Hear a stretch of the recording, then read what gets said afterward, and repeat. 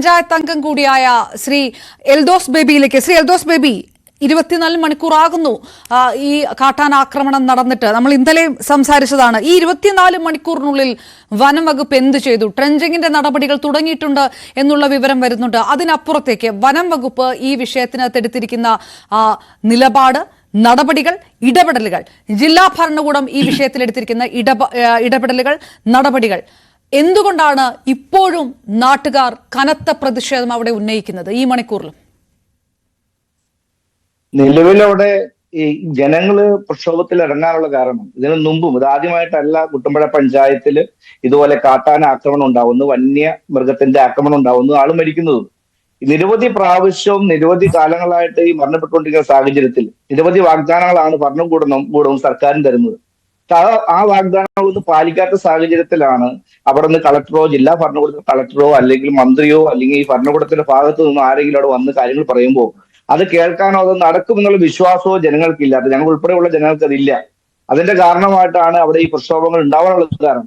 ഈ ഒറ്റപ്പെട്ട സംഭവം എന്ന് പറഞ്ഞ് നമുക്കിത് തള്ളിക്കളയാൻ കഴിയില്ല. ഓരോ മരണവും ഓരോ ജീവനും പൊലിയുമ്പോൾ നമ്മളോട് എല്ലാ കാലത്തും എന്ന് പറയും, ഇനിയൊരു ജീവൻ പൊലിയാതിരിക്കാൻ, ഇനി ഒരു മരണം ഉണ്ടാകാതിരിക്കാൻ കർശന നടപടി സ്വീകരിക്കും എന്നാണ് ഈ ഭരണകൂടം പറയാറുള്ളത്. ഇന്നലെ ജില്ലാ കളക്ടർ ഉൾപ്പെടെ ഈ സ്ഥലം സന്ദർശിച്ചു. ഞങ്ങളുടെ മിനിമം ആവശ്യം ജില്ലാ കളക്ടർ അവിടെ വരണമെന്നായിരുന്നു. അതോടൊപ്പം തന്നെ DFO, മൂന്നാറിന്റെ DFO അവിടെ വരണമെന്നായിരുന്നു. ഈ ജില്ലാ കളക്ടർ ഈ സംഭവം ഉണ്ടായി 7:30 മണി 8 മണിയോട് ഉണ്ടായ ഈ സംഭവം ഈ നാടിനെ ഏറ്റവും വേദനാജനകമായിട്ടുള്ള ഈ സംഭവം, ഈ നാടിന് ഒരിക്കലും ചിന്തിക്കാൻ കഴിയാത്ത ഒരു സംഭവം ഉണ്ടായിട്ട് അവർ വരുന്നത് 5-6 മണിക്കൂർ കഴിഞ്ഞിട്ടാണ് ആ സ്ഥലത്ത് വരുന്നത്. ആ സമയം വരെയും ഈ എൽദോസ് എന്ന വ്യക്തിയുടെ ജീവൻ പോയി കാട്ടാന ആക്രമണത്തിൽ പോയി അവിടെ ആ കാട്ടിൽ തന്നെ കിടക്കുകയായിരുന്നു. അത് കണ്ടുകൊണ്ടിരിക്കുന്ന അവിടെ ഒരു ജനത്തിനും കഴിയില്ല. ഇവർ സമയത്ത് കൃത്യമായി വന്ന് അത് ഇടപെട്ട് പോകേണ്ട സാഹചര്യത്തിൽ അതിന് എത്ര വൈകിക്കാമോ അത്ര വൈകിപ്പിച്ചാണ് എന്നുള്ള കാര്യങ്ങൾ മുന്നോട്ട് കൊണ്ടുപോകുക.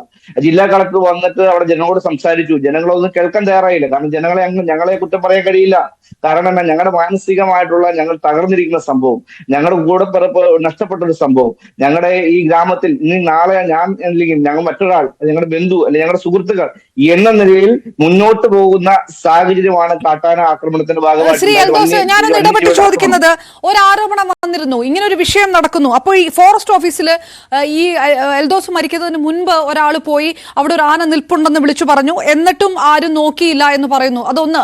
അതോടൊപ്പം തന്നെ ഈ 65ഓളം വീട്ടുകാർ താമസിക്കുന്ന സ്ഥലത്ത് ലൈറ്റ് ഇടാൻ പോലും അനുവദിക്കുന്നുണ്ടായിരുന്നില്ല. അതായത് വനം വകുപ്പ് നേരത്തെ ഈ വിഷയങ്ങളൊക്കെ അറിയിച്ചിട്ട് ഈ മരണവുമായി ബന്ധപ്പെട്ട് പോലും, അല്ലെങ്കിൽ ഇതൊരു കൊലപാതകമാണല്ലോ, അതുമായി ബന്ധപ്പെട്ട് പോലും മുൻകൂട്ടി മുന്നറിയിപ്പ് കൊടുത്തിട്ടും തിരിഞ്ഞു നോക്കിയിട്ടില്ല എന്നുള്ളൊരു ആക്ഷേപം, അത് സത്യമാണോ?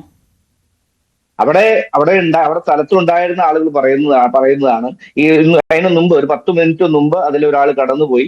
ആ കടന്നുപോയ വ്യക്തി ഈ ഫോറസ്റ്റ് ഉദ്യോഗസ്ഥരെ വിളിച്ചു പറഞ്ഞിട്ടും അവർക്ക് വണ്ടിക്ക് ഡീസൽ ഇല്ല എന്ന് പറഞ്ഞ കാരണത്താൽ അത് തിരിഞ്ഞു നോക്കിയിട്ടില്ല എന്നുള്ളതാണ്.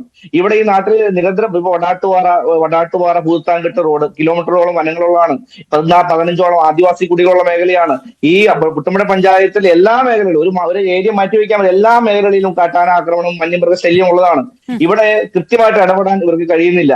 അവിടെ RRT വേണം. നമുക്ക് RRT വെക്കാൻ ഇവിടെ ഭരണകൂടത്തിന് കഴിഞ്ഞിട്ടില്ല, ഫോറസ്റ്റ് ഉദ്യോഗസ്ഥർക്ക് കഴിഞ്ഞിട്ടില്ല.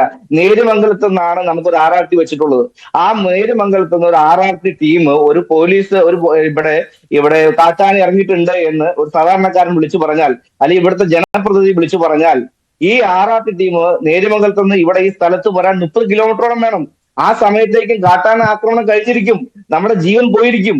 അപ്പൊ ആ രീതിയിലുള്ള ഒരു കൃത്യതയില്ലാത്ത, അടുക്കും ചിട്ടയില്ലാത്ത, ഒരു പ്രായോഗികമായിട്ടുള്ള ഒരു കാര്യമില്ലാത്ത രീതിയിലാണ് ഇവിടുത്തെ കാര്യങ്ങൾ ക്രമീകരിച്ചിട്ടുള്ളത്. ഇവിടെ തട്ടേക്കാട് റേഞ്ച് ഉണ്ട്. തട്ടേക്കാട് റേഞ്ചിൽ ഈ സ്ഥലത്തേക്ക് എത്താൻ നിസ്സാര ദൂരമുള്ളൂ. പക്ഷേ ഇവിടുത്തെ 3 DFOയുടെ കീഴിലാണ് ഈ പഞ്ചായത്ത് ഇരിക്കുന്നത്. അവിടെ ലൈറ്റ് ഇടാനായിട്ട് ബന്ധപ്പെട്ടിട്ടുള്ള കാര്യങ്ങൾ, ലൈറ്റ് ഉള്ള കാലഘട്ടത്തിൽ പോലും ഇവിടുത്തെ ഫോറസ്റ്റ് വന്യമൃഗങ്ങൾക്ക് ഈ പ്രകാശം എന്താണ്, അവർക്ക് വന്യമൃഗങ്ങൾക്ക് ശല്യമാണ് എന്ന കാരണത്താൽ അത് കട്ട് ചെയ്യുന്ന സാഹചര്യം വരെ ഉണ്ടായി എന്നാണ് അവിടുത്തെ പ്രദേശത്തുള്ള ആ സ്ഥലത്ത് താമസിക്കുന്ന ആളുകൾ പറയുന്നത്. ഒരു രീതിയിലും ജനങ്ങളെ ജീവിക്കാൻ സമ്മതിക്കില്ല. കാരണം എന്താ, ഇവിടുത്തെ വനപ്രദേശം കൂട്ടിയെടുക്കാൻ വേണ്ടി, വനപ്രദേശത്തിന്റെ അളവ് കൂട്ടാൻ വേണ്ടി ഈ നാട്ടിലുള്ള ജനങ്ങളെ എങ്ങനെയും ഓടിക്കണം എന്നുള്ളതാണ് ഇവിടുത്തെ ഈ ഫോറസ്റ്റ് ഉദ്യോഗസ്ഥരുടെ. ഇതാണ്